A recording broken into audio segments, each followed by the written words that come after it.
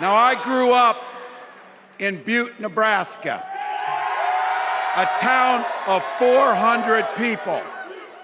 I had 24 kids in my high school class, and none of them went to Yale. But I'll tell you what, growing up in a small town like that, you learn how to take care of each other.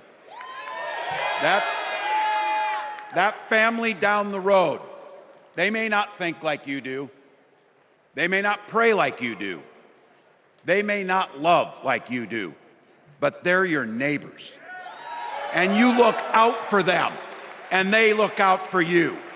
I represented my neighbors in Congress for 12 years, and I learned an awful lot. I learned how to work across the aisle on issues like growing the rural economies and taking care of veterans. And I learned how to compromise without compromising my values. Then I came back to serve as governor, and we got right to work, making a difference in our neighbors' lives. We cut taxes for the middle class, and we made sure that every kid in our state gets breakfast and lunch every day. So while other states were banning books from their schools, we were banishing hunger from ours. We also protected reproductive freedom because in Minnesota, we respect our neighbors and the personal choices they make. And even if we wouldn't make those same choices for ourselves, we've got a golden rule. Mind your own damn business. And that includes IVF and fertility treatments. And this is personal for Gwen and I. It took Gwen and I years, but we had access to fertility treatments.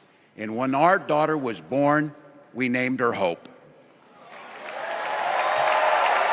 Hope, Gus, and Gwen, you are my entire world, and I love you.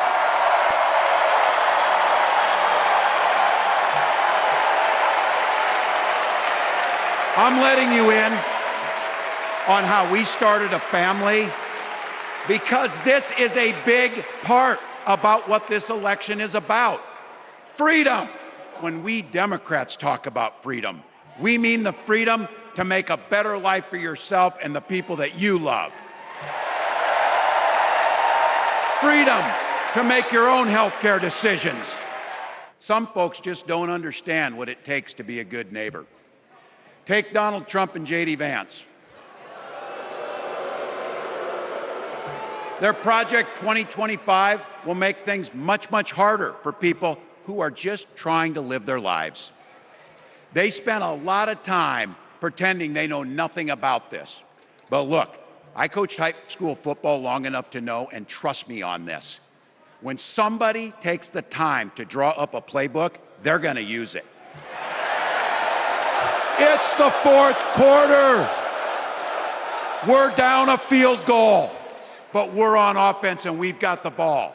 We're driving down the field.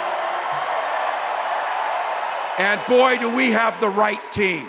Kamala Harris is tough. Kamala Harris is experienced, and Kamala Harris is ready. Our job for everyone watching is to get in the trenches and do the blocking and tackling.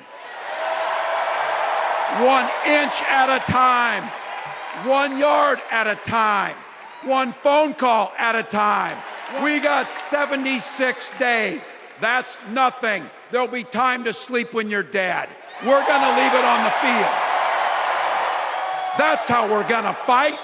And as the next president of the United States always says, when we fight, when we fight, when we fight, thank you.